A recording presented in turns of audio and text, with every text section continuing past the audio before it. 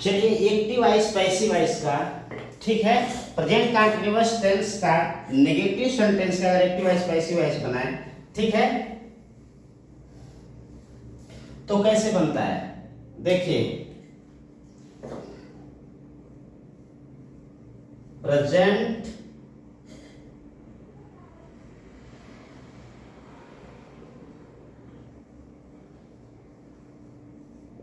Present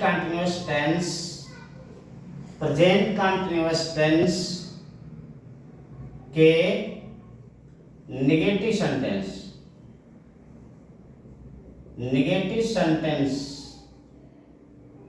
ठीक है, sentence का active voice passive voice, active voice and passive voice, ठीक है। देखिए इसका नेगेटिव सेंटेंस, हम तुम्हें नहीं पढ़ा रहे हैं, ठीक है। पहले एग्जांपल, हम तुम्हें नहीं पढ़ा रहे हैं,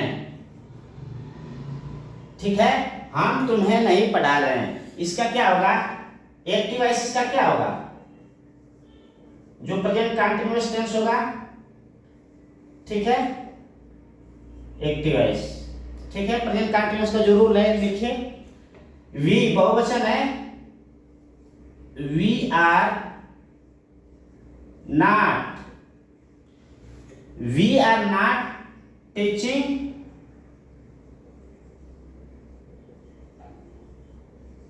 टीचिंग टू यू, ठीक है।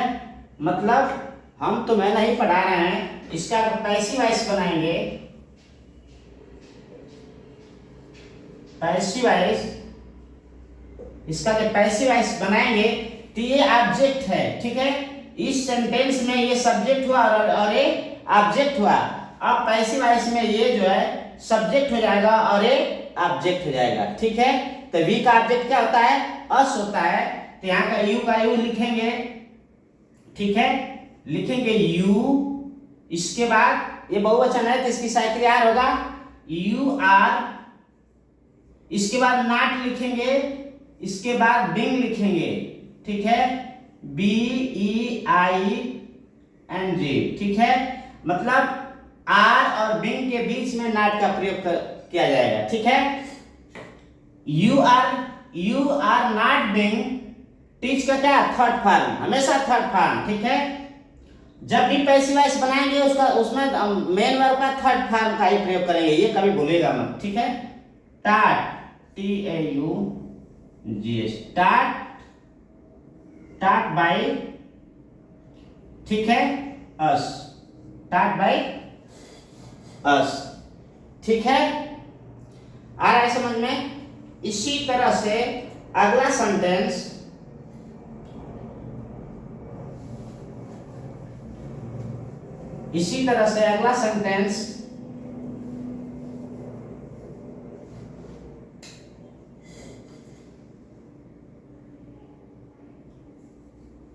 वह एक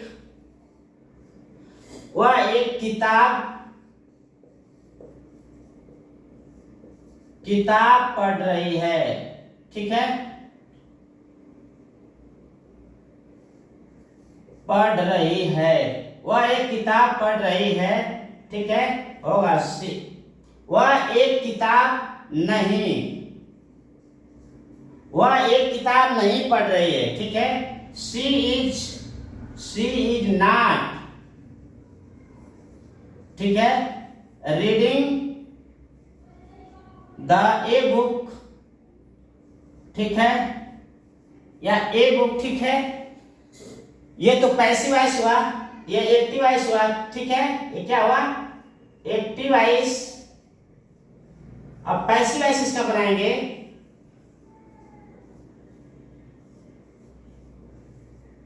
पैसिव वॉइस बनाएंगे, लिखेंगे ए बुक या द ए बुक, ठीक है। A book is not being, ठीक है। A book is not being read का थर्ड फॉर्म रीड होता है, रीड रीड रीड, ठीक है। तो रीड लिखेंगे, इसमें आईएनजी नहीं जुड़ता है, ओनली इसका मेन थर्ड फॉर्म में लिखेंगे रीड, ठीक है। इसके बाद क्या होगा, बाय। सी का क्या होता है, ऑब्जेक्ट, हर होता है, ठीक है। आ रहा है समझ में? इस तरह से आप बनाएंगे, ठीक है। अगर इसी तरह से निगेटिव सेंटेंस अगर आ जाए, ठीक है, इसी तरह से अगर आपका निगेटिव सेंटेंस आ जाए, निगेटिव सेंटेंस पर इंट्रोगेटिव सेंटेंस आए तो उसको क्या लिखेंगे, ठीक है। चलिए अब इसका इंट्रोगेटिव सेंटेंस देखते हैं।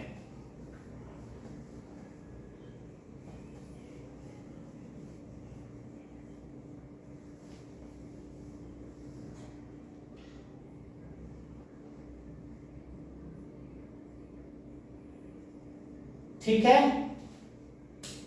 इंट्रोगेटिव,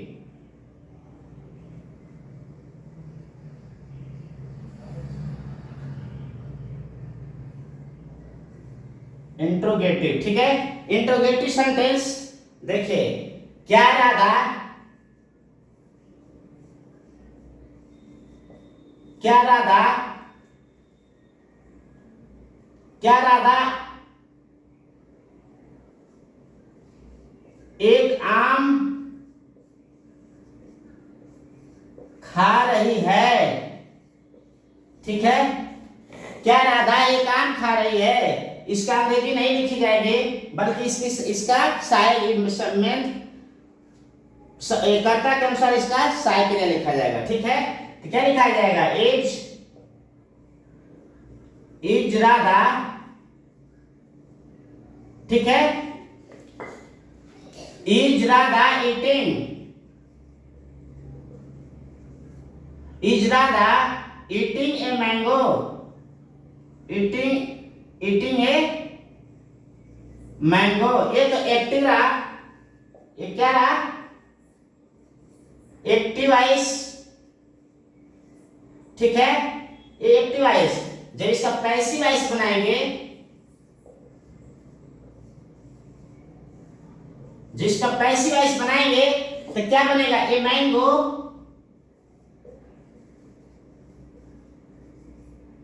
क्या बनाएंगे, क्या राधा इसका, ठीक है, ए मैंगो,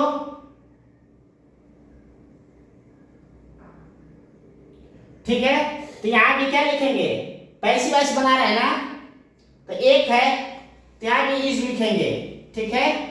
क्या लिखेंगे, इज, एक काम है तो यहां भी लिखेंगे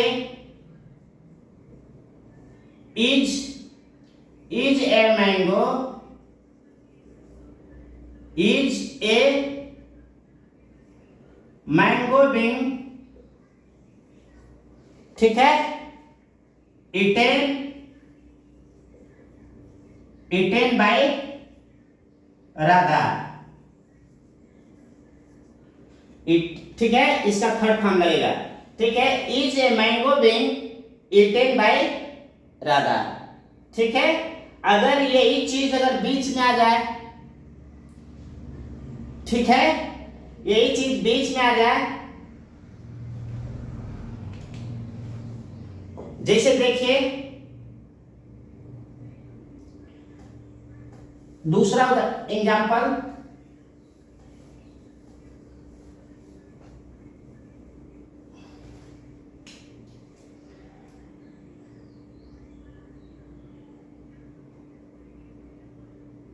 क्या राधा, या लिखिए राम खाना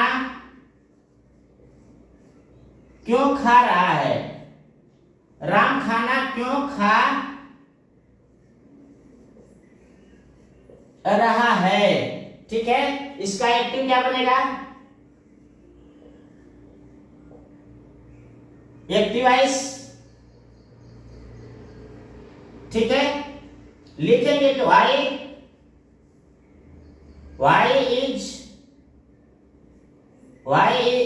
is Ram, why is,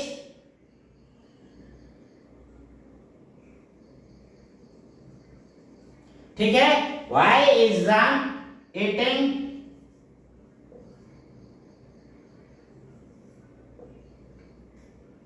the food,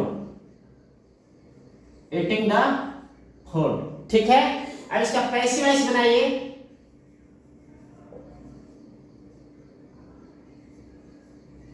passive voice,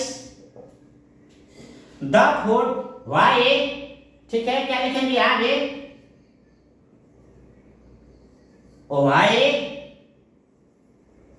why the food, why,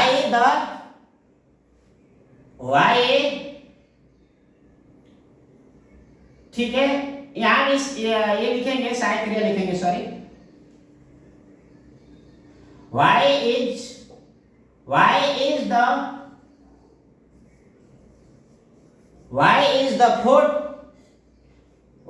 is the food being eaten, ठीक है, eaten by Ram, ठीक है। इस तरह से लिखेंगे, why is the food being eaten by Ram, ये इसका पैसिव वॉइस बना, ठीक है। तो इसी तरह से आप, ठीक है, पूरा सेंटेंस बनाएंगे और बहुत सारा प्रैक्टिस करेंगे, ठीक है।